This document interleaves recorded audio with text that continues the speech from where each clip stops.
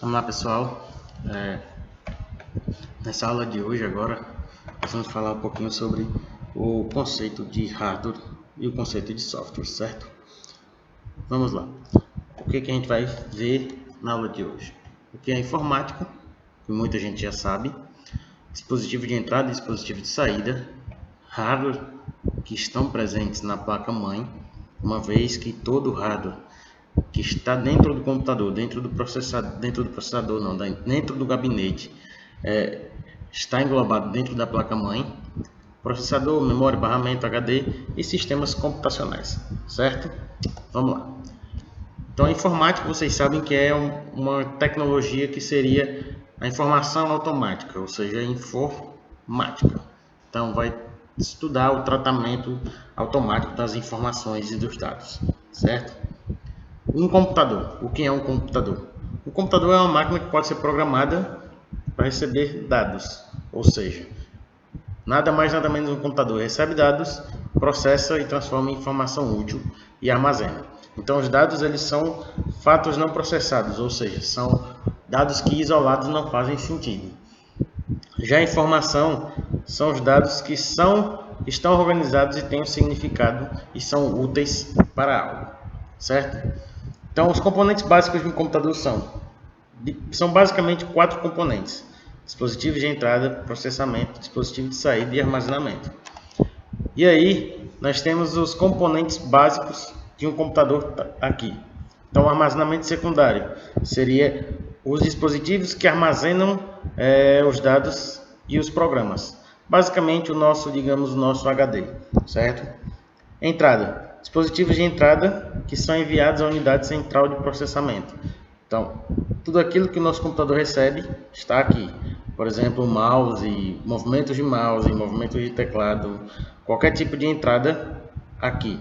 Então, a entrada é enviada ao processamento, que é feito pela unidade central de processamento, ou CPU. E aí, a memória mantém os dados e programas em uso no momento. Isso aqui nós estamos falando de memória principal, ou memória RAM.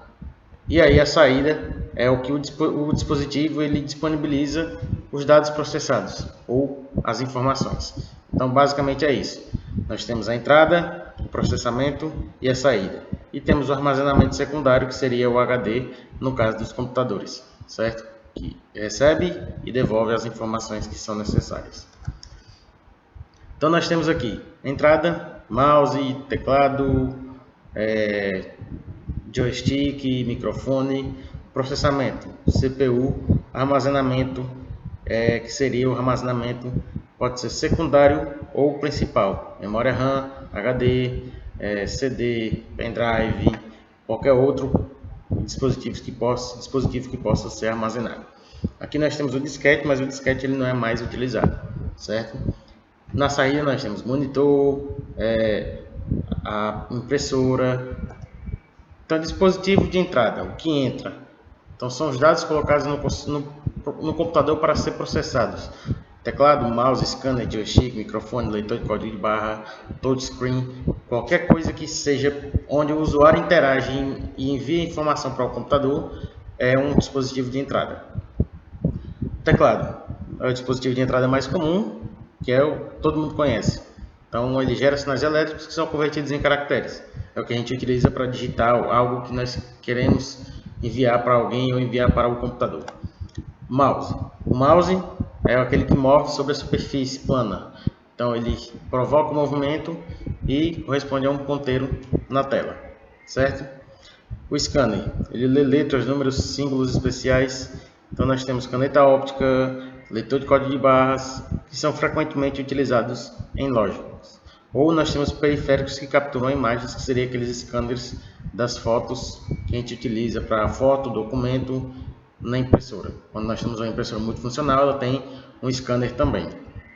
Joysticks são utilizados para jogos, então servem para movimentar a tela ou algo utilizado em videogames.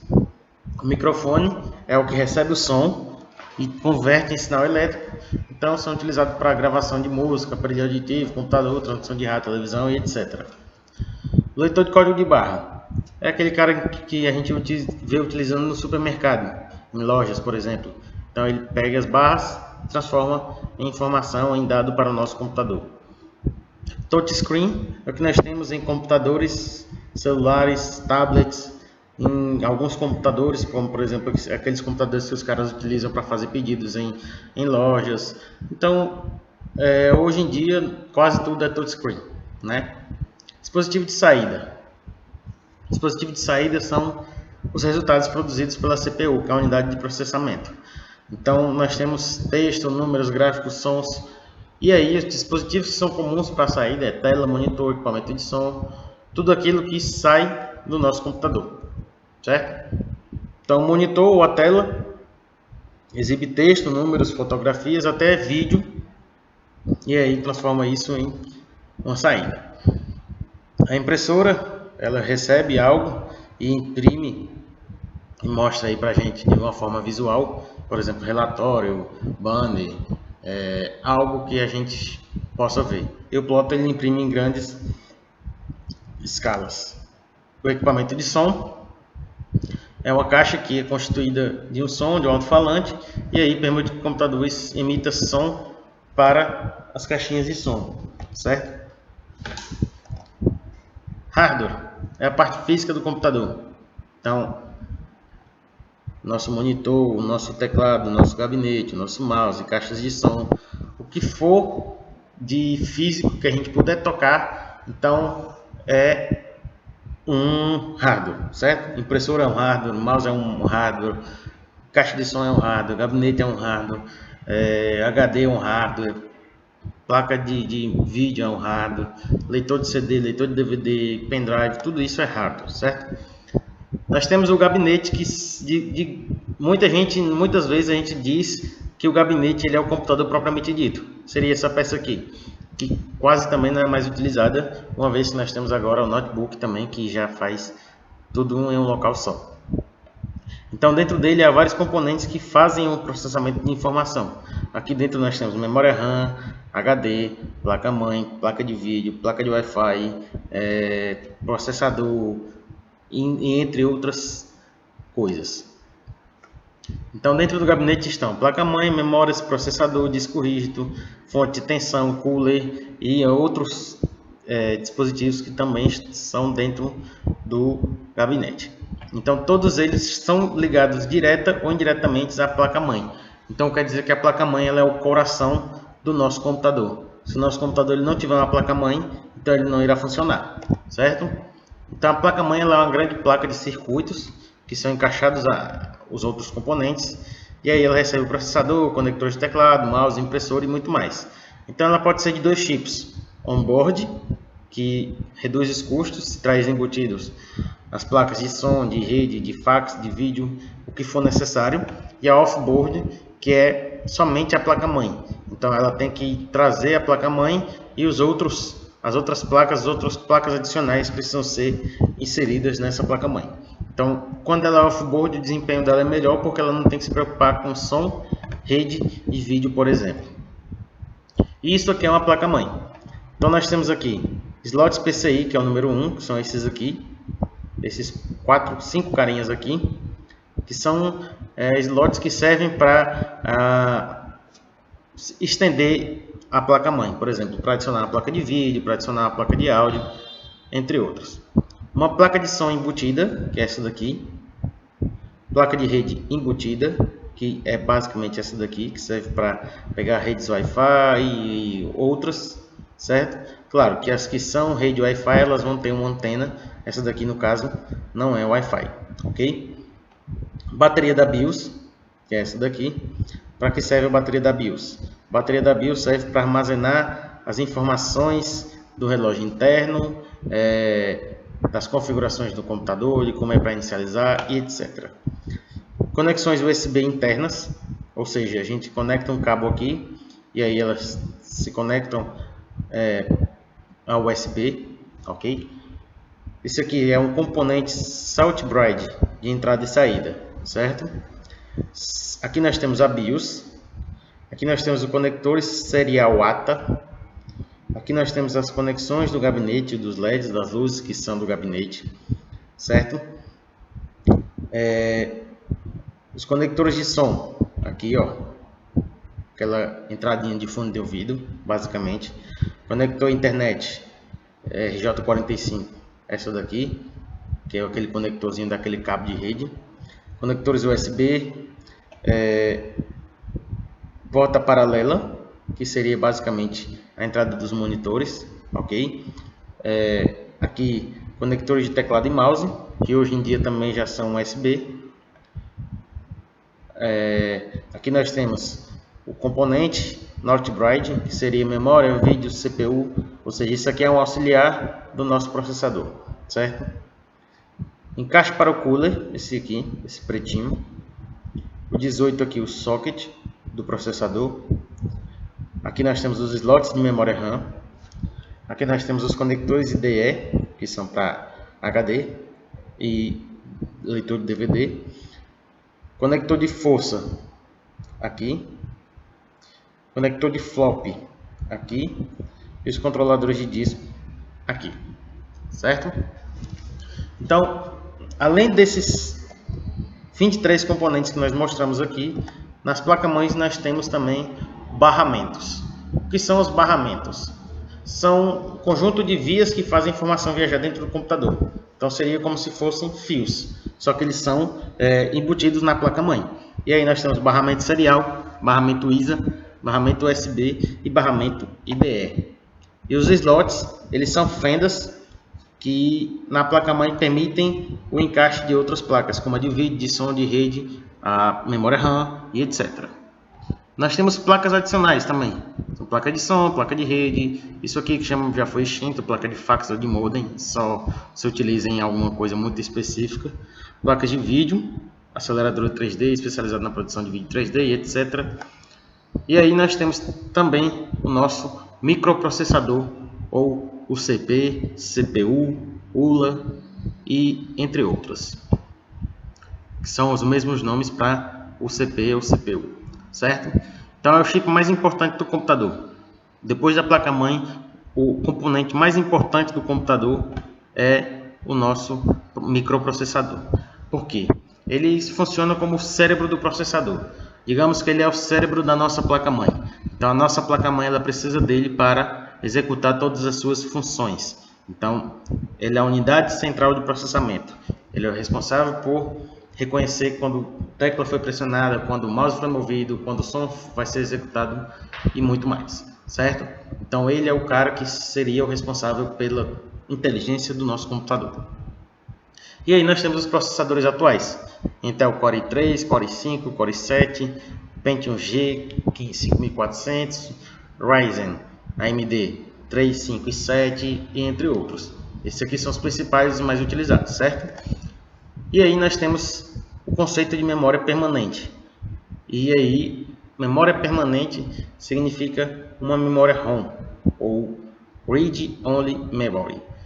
E aí só permite a leitura, retém os dados mesmo com o computador desligado, é não volátil. Nós temos a EEPROM, que é Erasable Programmable Read Only Memory. Essa aqui pode ser apagada e reescrita, mas somente com luz ultravioleta. Era utilizada antigamente em BIOS, hoje não é mais utilizada.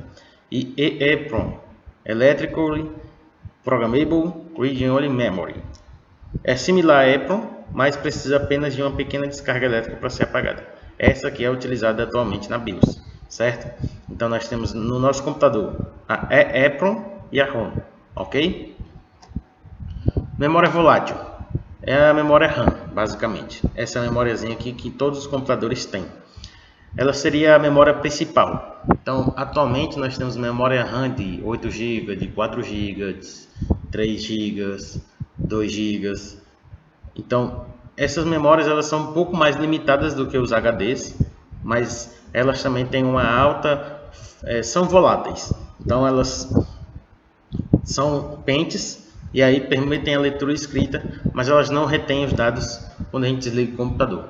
Então é claro que quando a gente está executando algo, por exemplo, a gente está escrevendo um texto no Word, e aí o nosso computador desliga acidentalmente. Quando os nossos dados não são salvos, é porque eles estavam na memória RAM e não na nossa memória secundária, que é o nosso HD, ok? Memória secundária são grandes em quantidades, por exemplo, HD, pendrive e outros, certo? Então elas são externas ao computador, não fazem parte tecnicamente do computador, mas elas têm grandes quantidades de memória e de informação. Então elas têm um baixo custo. E aí nós temos como exemplo, antigamente nós tínhamos fitas magnéticas, discos flexíveis, que não são mais utilizados, discos rígidos ou HD, pendrives, CD-ROM, CDR, CDR-W e DVD. Esses aqui ainda são presentes, mas alguns computadores hoje em dia já nem vêm mais com esses leitores de CD e DVD, mas ainda são um pouco utilizados em algumas necessidades especiais. Então vamos entender. Nós temos o chip do CPU ou o processador, certo? Então ele é responsável por comunicações internas, registros, sessão de controle, calcula diversas coisas. E nós temos a nossa memória RAM, aqui, ó, leitura escrita, e memória ROM, somente leitura, que servem para as interfaces de saída. Então, RAM e ROM, a RAM ela é de leitura escrita, então ela recebe a interface dos elementos de entrada. Então, quem recebe a entrada é ela, certo? E a nossa interface de saída recebe da memória ROM. Então, quando nós temos a escrita na nossa memória RAM, que nós queremos salvar e mandar para o processador, então ela vai para cá, manda para o HD, memória de armazenamento, entrada, o disco rígido, manda para cá, isso aqui através do barramento, o barramento manda para o processador e o processador manda de volta. Dá para ver? Manda para cá, daqui vai para cá e o barramento aqui fica diretamente em contato com a memória de armazenamento, a memória externa, a memória RAM, a memória ROM e as interfaces, certo? Tudo passa pelos barramentos, ok? Então, as funções que são realizadas pela unidade central de processamento é processamento, operações aritméticas e lógicas, movimentação de dados, desvios e operações de entrada e saída, ok? E também executa o controle. Então, ela interpreta e controla a execução das instruções. É o nosso processador que diz quais são os programas que vão ser executados, quais são os programas que serão executados em seguida, qual é a fila. Então, ele controla a ação de todos os componentes do computador, ok? E aí o conceito de barramentos. Os barramentos eles são como se fossem fios embutidos na nossa placa-mãe. E aí, claro, a memória RAM tem acesso, as placas de vídeo têm acesso, o HD tem acesso, as diversas placas têm acesso e o processador também tem acesso. São esses barramentos que fazem as informações saírem de um local e chegar até o outro local, certo? Então ele sai do HD, passa para cá e passa para a CPU. Sai da memória RAM, passa para cá e passa para os demais, ok? Então todas as informações do computador são transmitidas pelos barramentos, ok? E aí nós temos alguns barramentos, protocolos e padronizações. Nós temos o PCI, que é desenvolvido pela Intel, então é quase um padrão para o mercado, com barramento de entrada e saída de alta velocidade. Nós temos o USB, que permite a conexão de muitos periféricos simultaneamente ao periférico, à placa-mãe. Então, o USB seria basicamente o que nós temos hoje, e PCI é a interna. O USB seria para conectar mouse, teclado, caixa de som, celular, etc. E a GP é para placas de vídeo, certo? Então é de geração de transferência de dados e vídeo para a memória, ok? E nós temos os componentes então de um equipamento de um sistema de computador. Nós temos hardware, que são todo o equipamento físico, software, que são os componentes que não são físicos, mas estão dentro dos computadores, e peopleware, que são as pessoas, ou programadores, usuários, e etc. Certo? Nós temos aí algumas classificações de computadores. Nós temos supercomputadores, mainframes, estações de trabalho, computadores pessoais, notebook e computadores manuais. Supercomputadores são computadores com grande poder de processamento. Então, é utilizado basicamente no campo científico. São de âmbito específico, ou seja, eles realizam um grupo de tarefas reduzido, porém o poder de processamento deles é muito grande, então eles precisam de necessidades especiais de funcionamento. E aí só servem para grandes corporações e grandes meios científicos, certo? Mainframes são computadores de grande porte também, e aí são utilizados por grandes empresas que necessitam utilizar grande quantidade de informação e ter acesso rápido a elas. Então são computadores caros e também precisam de uma grande quantidade de informação. Estações de trabalho já são um pouco menores, mas são para o uso de um usuário, basicamente, e pode realizar tarefas pesadas na área científica ou industrial, mas também pode utilizar como computações e projetos com auxílio de como AutoCAD, desenho, etc. Processamento de imagem ou processamento gráfico. Os computadores pessoais já são os que a gente utiliza basicamente na nossa casa. Desktop, que está quase extinto, que seria esse aqui.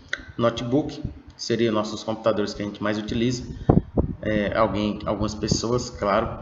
E smartphone, o que são mais difundidos nos mercados. Então, os smartphones são hoje em dia equivalentes, talvez, até a computadores como esses.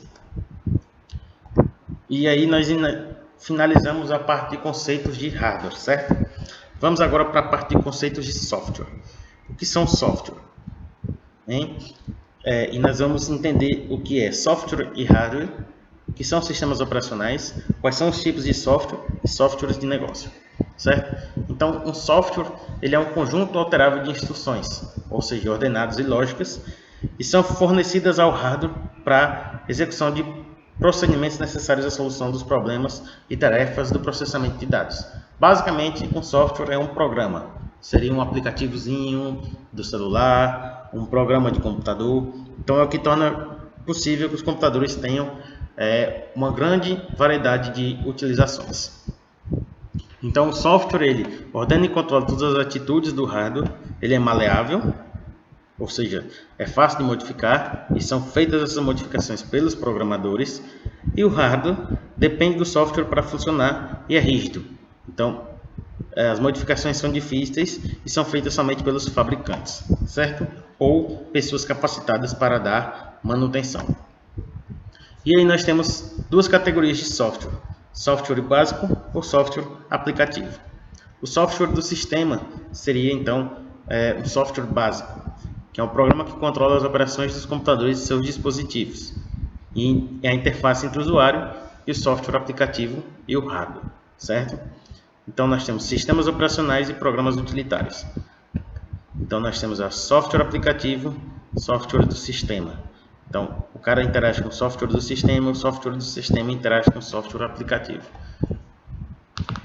E aí nós temos software básico, que são sistemas operacionais e utilitários, aplicativos e linguagens de programação, ok?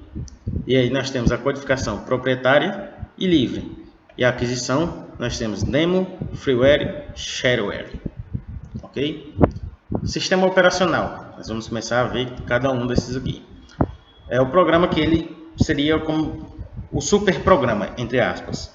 É o programa que manda no computador como um todo. Então é ele que gerencia todo o funcionamento do hardware, certo? E dos outros programas também. Então o sistema operacional ele viabiliza o funcionamento do hardware e executa os outros programas. Então ele é o programa principal do nosso computador. E aí nós temos alguns exemplos como DOS, Windows 95, Windows 98, Windows 2000, XP, Vista, Windows 7 e Windows 10. macOS e Linux. E aí o macOS foi baseado em Linux, e nós tínhamos o Unix, e o Unix que foi o primeiro sistema operacional feito. Então ele é um sistema operacional multitarefas e multiusuário. O que é um sistema operacional multiusuário e multitarefas? Um sistema multiusuário é que ele aceita mais de um usuário, e multitarefas é que ele executa mais de uma tarefa por vez, certo? Então ele é dividido em duas partes, que são o kernel ou o núcleo e os aplicativos e serviços, onde o kernel ou o núcleo oferece toda a infraestrutura para suportar as aplicações e serviços. Ele é gratuito e tem a maior aplicação em servidores de internet. O Linux ele é baseado no Unix, certo? Aliás, todos os sistemas operacionais foram baseados no Unix, ok? Que foi um sistema operacional desenvolvido lá no MIT e serviu para modelo de todos os outros sistemas operacionais. Então ele é utilizado, o Linux, em vários computadores e até celulares e ganha um pouco de popularidade no mercado de computadores pessoais. Então ele é bem mais estável que qualquer versão do Windows, ele é grátis, mas há versões pagas, não tem vírus para Linux e aí ele é o Unix, ele utiliza o Unix que utiliza, ele utiliza Unix e é um dos mais proeminentes de código aberto e software livre, certo?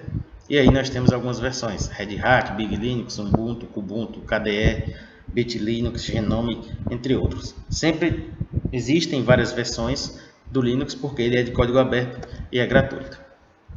E aí nós temos as funções dos sistemas operacionais. Um sistema operacional multiusuário permite a execução simultânea de programas por 2 ou mais usuários.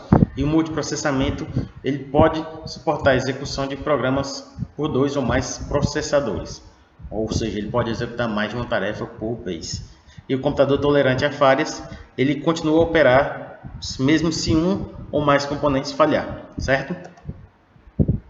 E aí, nós temos as funções dos sistemas operacionais. Driver do dispositivo serve para que a comunicação do sistema operacional funcione. Por exemplo, entre uma impressora e um computador. A impressora precisa de um driver para executar da maneira adequada as funções dentro de um computador, certo? Os programas são as partes componentes do software. E aí, eles são armazenados em memória secundária, são desenvolvidos nas linguagens de programação e aí são desenvolvidas pelos analistas de sistemas e pelos programadores. E também é estudada pela engenharia de software. Então, quando o computador está usando um programa em particular, ele está rodando ou executando um programa. E isso é feito também dentro da memória RAM e do processador. Softwares utilitários são softwares de apoio ao sistema operacional, por exemplo, backup, antivírus, compactação, desfragmentação de arquivos, PowerPoint e etc. Então, servem para auxiliar o sistema operacional. Softwares aplicativos são softwares utilizados como ferramenta para auxiliar nos seus trabalhos. Editores de texto, planilhas eletrônicas, bancos de dados, geradores de apresentações, programas para folha de pagamento, controle de estoque, etc. São os programas voltados para o usuário. Esses aqui são os programas voltados para o computador. E esses aqui são voltados para o usuário. E aí nós temos o software de linguagem de programação. Então, é um conjunto de convenções e regras que especificam como instruir o computador a executar determinadas tarefas. Basicamente, você vai ensinar o computador a fazer algo. Então, você vai programar o computador para executar determinadas tarefas, ok? Software proprietário é um software que não possui código aberto e não pode ser modificado e nem redistribuído, ok? Então, ele precisa ser comprado, claro, e não pode ser realizada nenhuma modificação e nenhuma redistribuição desse software. Software livre é a liberdade de copiar, executar, distribuir, modificar e melhorar. Então, ele diz respeito a 4 tipos de liberdade: execução, estudo e adaptação, redistribuição e publicação de melhorias. Eles mantêm o copyright, ou seja, o direito autoral, mas pode distribuir livremente, pode ter acesso ao código-fonte e tem o direito de alterar o programa. Software livre é diferente de software gratuito. Por exemplo, o sistema operacional Linux é um software livre e é um software gratuito também. Demos, freewares e sharewares podem ser usados de forma temporária ou permanente a um custo zero ou bem próximo a isso.